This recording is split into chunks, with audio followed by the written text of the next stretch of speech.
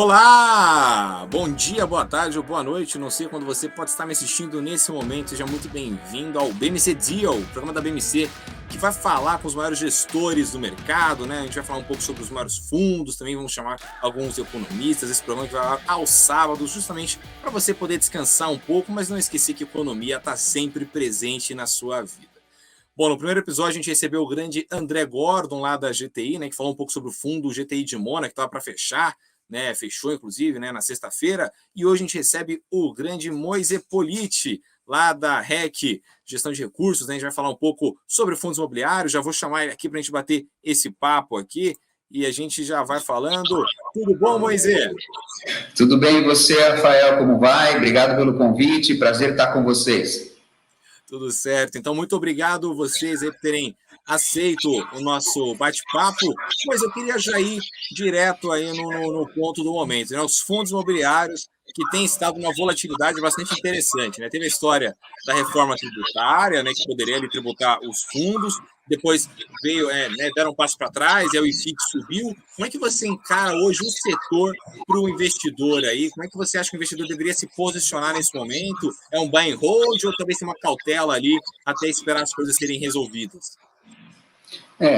Eu acho que a posição ideal para o investidor é o buy and hold, né?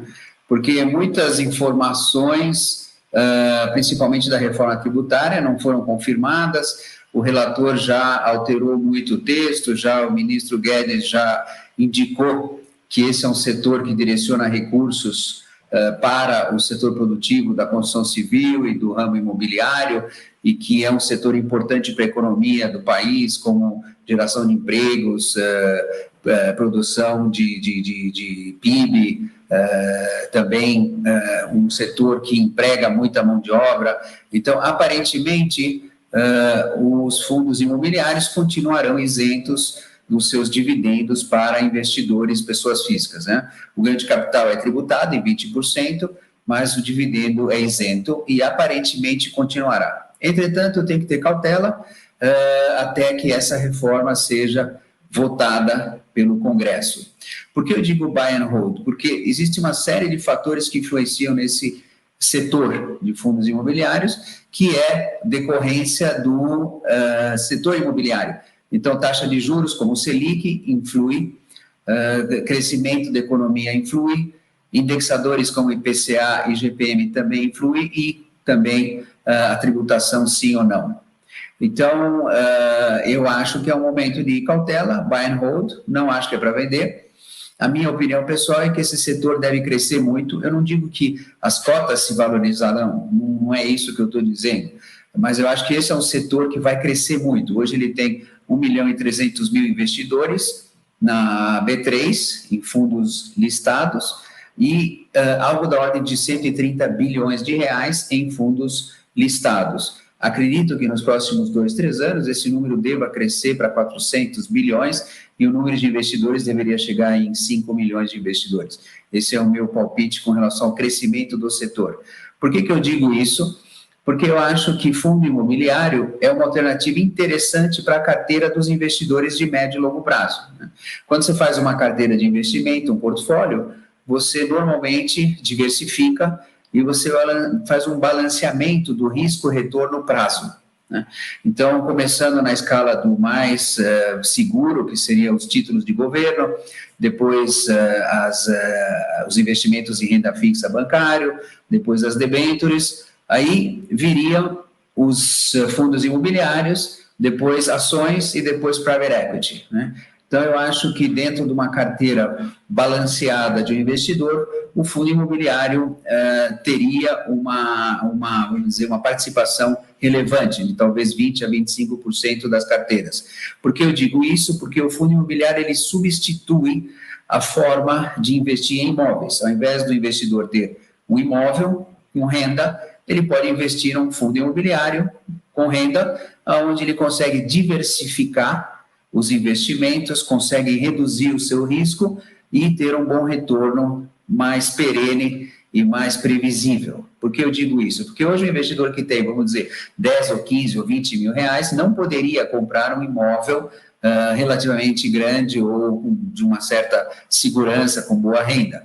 mas com 15 mil reais, ou 10 mil reais, ou até com 5 mil reais, ele consegue participar de um empreendimento imobiliário, então ter um investimento de base imobiliária, com retorno adequado, com uma gestão profissional.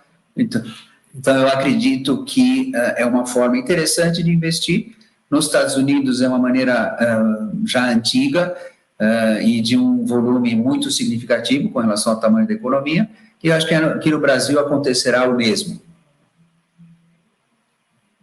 Tá certo, então, Moisés.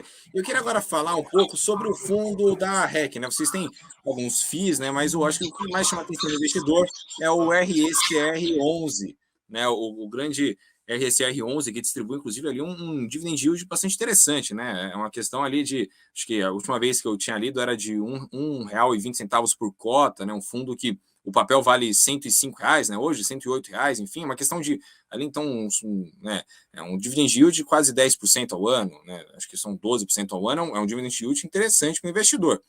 Como é que vocês têm conseguido, aí, principalmente no ano de pandemia, né? A gente ainda está sendo uma pandemia, ainda está havendo uma retomada econômica, manter esse pagamento de dividendos mensais, né? A gente viu ali bastante setor, né, de imóveis, né, setores imobiliários ali sofrendo por conta da pandemia. Como é que vocês conseguiram ali segurar as pontas para conseguir recompensar o investidor mensalmente, Moisés?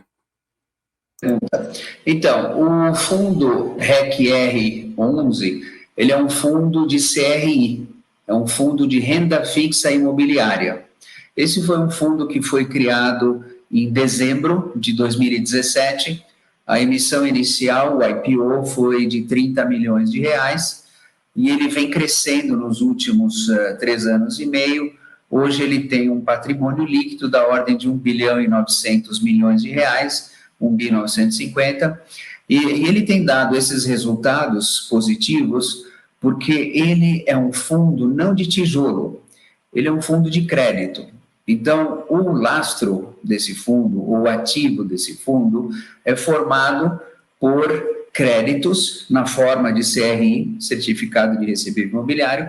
Esses créditos são renda fixa, então é uma dívida que um devedor tem com uma securitizadora que emitiu o CRI que o fundo investiu, então é um instrumento de dívida, e ele tem uma garantia em imóveis que tem um determinado valor. Então, o imóvel pode valer 2 vezes o valor da dívida, pode valer 1,5 vezes o valor da dívida. Então, é um instrumento que tem uma certa segurança, porque caso o devedor não pague, existe uma garantia imobiliária que pode ser, vamos dizer, adjudicada, né? Quer dizer, ela pode ser recolhida, vendida e se utilizar os recursos para repagar a dívida. E tem um componente de inflação na maior parte desses créditos. Então, como são instrumentos de longo prazo, créditos de 5, 10, 15 anos, normalmente os indexadores são IPCA e IGPM, e tem alguns ECDI também. Então, o fato do IPCA e do IGPM nos últimos 12 meses terem sido relativamente elevados, consequentemente, o retorno dos CRIs foi elevado e a renda dos investidores também foi elevada.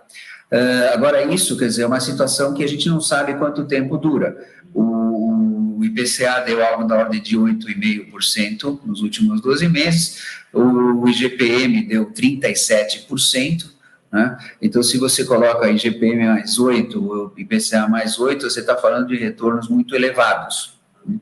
Então, esse indexador de inflação foi que, de fato, ajudou os rendimentos desse fundo, né?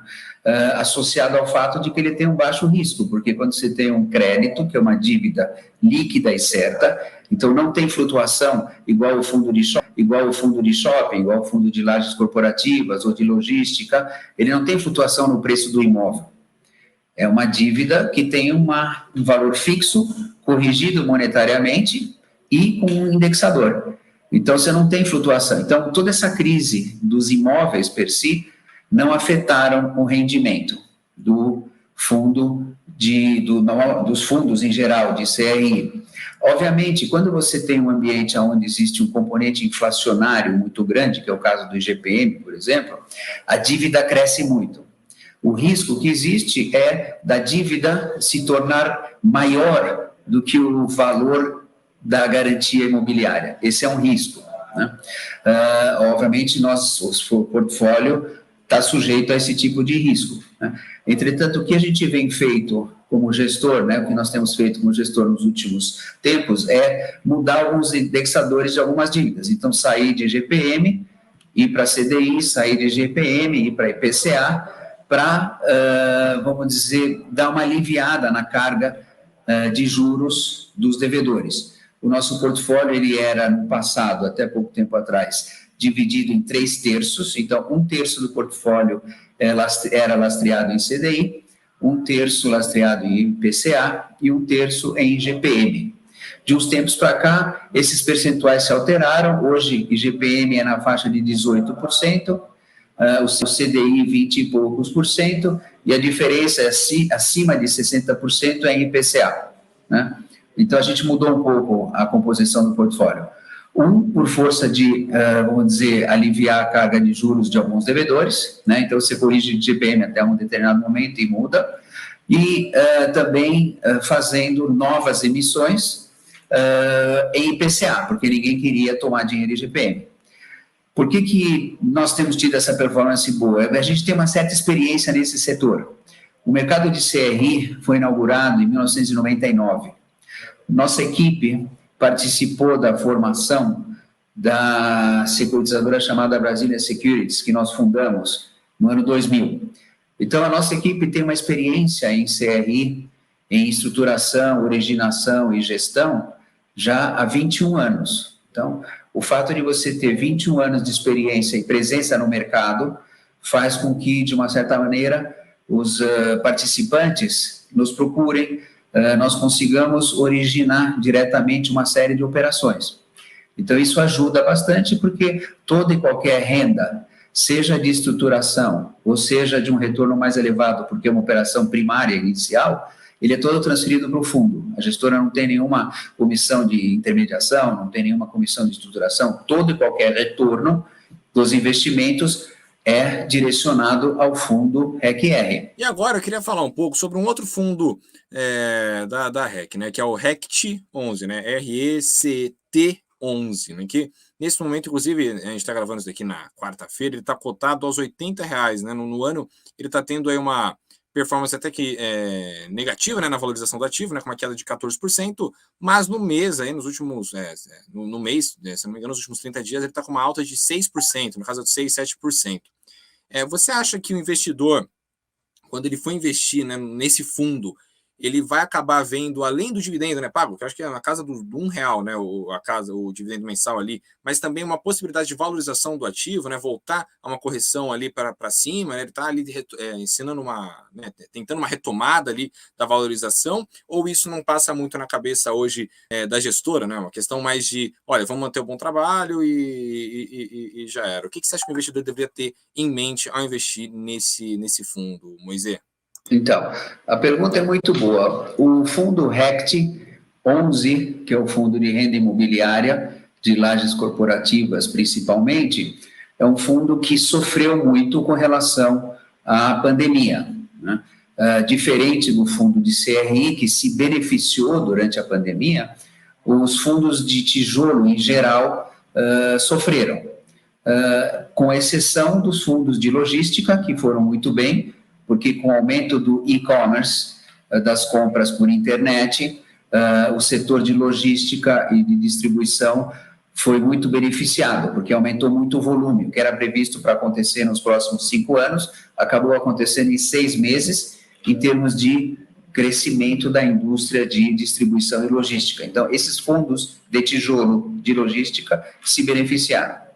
Assim como os fundos de imóveis residenciais. Os imóveis residenciais se beneficiaram, porque as pessoas ficaram em casa, as pessoas sentiram que tinham que adquirir imóveis maiores, muitos decidiram sair das capitais e ir para o interior, comprando lotes e loteamentos, ou casas de praia, ou casas de campo. Então, todo esse setor residencial teve um benefício também da pandemia. Aqueles que mais sofreram foram 3 setores. O de hotelaria, obviamente, porque os hotéis ficaram fechados. O de shopping center, que também cessou o aluguel, porque os lojistas estavam com as suas lojas fechadas. E o setor de lajes corporativas também sofreu, porque muitas empresas decidiram entregar os seus espaços de escritório, esperando a situação melhorar e saber como será o novo normal. Se vai ser 100% home office, se vai ser híbrido, se não vai ser nada disso e todo mundo vai voltar para o escritório. Então, esse setor sofreu não tanto quanto hotelaria, nem tanto quanto shopping, não se beneficiou quanto CRI residencial ou logística e ficou no meio do caminho. Esse fundo específico, o RECT 11, ele é um fundo de lajes corporativas que foi criado em maio, junho. Ele iniciou, de fato, julho, com a primeira aquisição, de 2019, né, com aquisições de imóveis A, AAA, AAA, quer dizer, imóveis bons, com bons inquilinos, Vivo, Banco do Brasil, Elopar, então uma série de bons inquilinos, com uma estratégia de regiões e localizações alternativas, fora dos grandes centros ou fora das regiões mais procuradas. E essa estratégia ela é uma estratégia que funcionou bem no começo e ela funcionaria bem caso não tivesse tido a pandemia. O portfólio começou 100% ocupado, vacância zero, e ele chegou a dar R$ 1,2 por mês, que era uma renda extraordinária para aquele fundo, durante algum tempo, até se iniciar a pandemia. Então, a estratégia funcionava, tinha um componente de compra de imóveis a prazo, que é uma certa alavancagem, que também ajudava um pouco no rendimento, mas com o advento da pandemia, muitas empresas entregaram espaços e a vacância subiu para 31%, 32%, que é uma vacância muito alta para um fundo de lajes corporativas com uma certa alavancagem. Então, o fundo sofreu. O sofrimento aconteceu principalmente na distribuição de rendimento mensal. Então, o rendimento caiu de 1,2, 1, 0,8, 0,7, 0,6 foi o último rendimento. O investidor ele tem uma tendência a olhar o rendimento e fazer a formação de preço da cota a partir do rendimento. Se é certo ou errado, eu não vou entrar muito no mérito, porque quando você compra um imóvel, você tem uma perspectiva de manter o imóvel por longo prazo, você tem a perspectiva de que ele se valorize no médio e longo prazo, e você tem o rendimento do imóvel. Quando você coloca o imóvel num ambiente de fundo imobiliário, né, ele adquire uma outra dinâmica, porque apesar dele ser um investimento de imóvel, cuja expectativa é valorização, rendimento, segurança, ele adquire um componente de liquidez de curto prazo, porque a cota ela tem liquidez de curto prazo. Então, o investidor corretamente olha o rendimento de curto prazo, olha o valor da cota no mercado secundário e olha também a valorização futura. Então, ele tem essa dinâmica muito mais sofisticada. Nós, como gestores, a gente não consegue controlar o valor da cota. A cota, o mercado é soberano. Se tem mais vendedor que comprador, a cota cai, e vice-versa ela sobe, né? Então, por força da redução dos rendimentos, está um pouco longa a explicação, mas não é tão simples o assunto. Posso ir em frente, né? Então, devido à queda do rendimento para 0,6, o pessoal fala, bom, então se é 0,6 e eu quero 10% ao ano desse fundo, eu tenho que pagar no máximo 80%. Essa conta que o pessoal faz.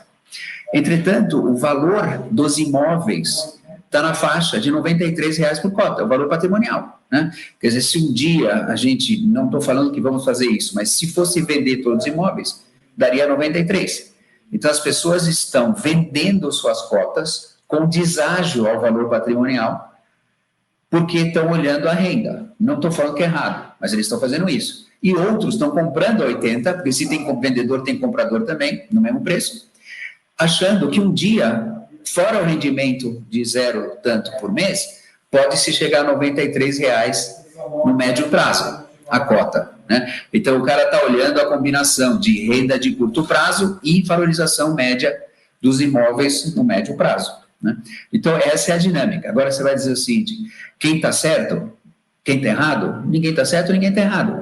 Cada investidor tem o seu perfil, né? Tem uns que querem fazer o trade de curto prazo, tem uns que querem uma renda mensal, independente do que vai acontecer no futuro, para pagar suas contas mensais, e tem aqueles outros investidores que falam, tanto faz a renda mensal, se eu vou ganhar 20% nos próximos 2 anos pela valorização do imóvel e da cota consequentemente. É um fundo que cada um escolhe, eu quero chantilly, eu não quero chantilly, eu quero a parte lá da massa embaixo, um não quer nada, deixa o bolo, o outro corta, mas não come. Então, tem de tudo, dependendo do investidor, né? O nosso desafio como gestor é muito grande, porque nós temos que trabalhar na locação dos espaços vagos, né? E, obviamente, ninguém faz milagre. Se tem pandemia, está todo mundo doente, todo mundo em casa, o que um gestor pode fazer? Aí o pessoal fala assim, muitos grupos de WhatsApp e tal, tem aqueles que hater, né, que detestam o fundo, detestam o investidor, mas falam dele, não sei por quê, em vez de largar a mão e fazer outra coisa. Então eles falam, e eles dizem, como que o investidor é louco, o gestor é maluco, ele comprou uma localização fora de São Paulo e ficou vago e está alavancado e PCA contra ele. Óbvio, o gestor não tem bola de cristal, ele compra aquilo que ele acha bom naquela hora, né? O preço médio do portfólio do RECT é R$ 9.500 o metro quadrado. É baixo. O custo de reposição disso é 6, 7 mil reais o metro quadrado, sem contar o terreno, né? E os cap rates iniciais estavam na faixa de 9% a 12% ao ano. Então, não era tão ruim na época, né, que a gente comprou. Hoje, os imóveis de, vamos dizer, semelhantes e localizações privilegiadas estão a 30 mil reais o metro quadrado. Nós, como gestor, a gente prefere 9 mil do que 30 mil. É uma questão de política de gestão, cada um faz a sua gestão. Porque um dia, talvez, esses 9 mil vão apreciar para 15 mil, não vão ficar tão distantes do 30 mil, né? Mas, temporariamente, o fundo está sofrendo, nós, como gestor, estamos fazendo um trabalho enorme para tentar alocar. Fizemos um trabalho de captação também para poder zerar ou, de uma certa maneira, defender do custo de financiamento das aquisições a prazo, né? E tem dado relativamente certo. Quer dizer, nós, como gestor, nós estamos relativamente felizes com o que foi possível fazer até hoje. Existem conversas com inquilinos, o que nos está surpreendendo. A gente está vendo várias empresas que estão retornando aos escritórios. Eu mesmo estou aqui. Isso aqui não é só marketing, é que eu estou no escritório mesmo. Mas eu falei, deixa eu botar aqui. Então, a gente já está no escritório, estamos mais felizes no escritório, a nossa dinâmica é muito melhor, a gente trabalha muito melhor. Eu acho que uma boa parte das empresas, exceto talvez call centers ou CRMs, né, que não precisam da interação humana, estão muito felizes em casa. Mas aqueles que dependem de interação, criatividade, teamwork, né, cultura empresarial, estão voltando. Então, estamos tendo conversas, surpreendentemente tem contatos com potenciais inquilinos, que nos deixam felizes, mas, obviamente, quando você volta de um período de vacância, você tem que fazer um aluguel um pouco menor, você tem que dar uma certa carência, um prazo, o pessoal entrar, fazer as obras, né, o fit-out dos escritórios, né? Então, muitas vezes, um contrato de locação não significa renda imediata no dia seguinte. Às vezes, leva 3, 4, 5 meses para a renda aparecer de novos contratos de locação. Mas eu acho que esse fundo ele tem um bom futuro, ele deveria um dia valer 100 de novo, né? Mas eu não faço previsões de cota. E agora, bom, né, a gente falou um pouco do fundo REC R11, a gente também falou do RECT 11, né, toda essa questão. Como é que o investidor ele pode esperar aí a REC para esse segundo semestre de 2021, né? O que ele deve esperar da gestora, aí, principalmente para tentar escapar desse... Né, existe um certo risco, um medo de uma inadimplência, por exemplo, né, em relação aos fundos imobiliários, já que todo mundo está vindo de uma crise aí, né, enfim, a pandemia, né, veio uma crise aí, né, muito forte na economia. Então, como é que vocês estão conseguindo pensar aí para o segundo semestre, para o investidor, aí, para ele conseguir alguma novidade, por exemplo, não sei, no radar? Se você puder falar aí para a gente, aí eu acho que todo mundo vai ficar bastante feliz. Legal. Bom, nós temos, na realidade, duas novidades que já não são tão novidades, que nós temos um fundo de logística, que se chama HELG 11. Esse fundo ele foi criado no começo do ano, demorou um pouco, porque a gente teve, de fato, mesmo sendo um setor privilegiado, que é o setor de logística. A gente teve uma certa dificuldade de captar por força da pandemia, o investidor ainda não sabia, alguns grandes distribuidores selecionaram alguns outros players para distribuir fundos de logística. Então, nós começamos um fundo de logística, hoje ele tem 130 milhões, 180 de ativos, ele está indo bem, a remuneração no último mês foi R$ 0,70 por cota, então é um fundo que vai bem, tem bons inquilinos, boas localizações, e é um fundo que deve crescer nos próximos meses, nos próximos anos, né? Um fundo bem gerenciado, porque nós temos da seguinte maneira: eu, por exemplo, faço parte do comitê de investimento de todos os fundos. Cada fundo tem um portfólio manager, um sócio, gestor específico daquele fundo. Então, no fundo de logística tem o Marcelo Santos, que é um especialista na área, super conhecedor, super competente. No fundo de recebíveis tem o Max Fuji, que é o nosso portfólio manager, experiência enorme nesse setor, trabalhou comigo na Brasília durante muito tempo. Fundo de lajes corporativas, o Marcos Ayala, que também trabalhou na Brasília, é parte da nossa equipe. Então, cada fundo tem um gestor. E temos também um fundo de fundos, um FOF pequeno, que está começando, e tem tido uma performance boa, distribui 0,9 por cota, e esse também deve crescer nos próximos meses. Nós estamos com 3 novas iniciativas na gestora, de 3 novos mandatos, ou 3 novas modalidades de investimento, que nós estamos estudando. Ainda não é definitivo, mas nós estamos estudando muito o FIAGRO, estamos estudando muito o residencial com renda, né?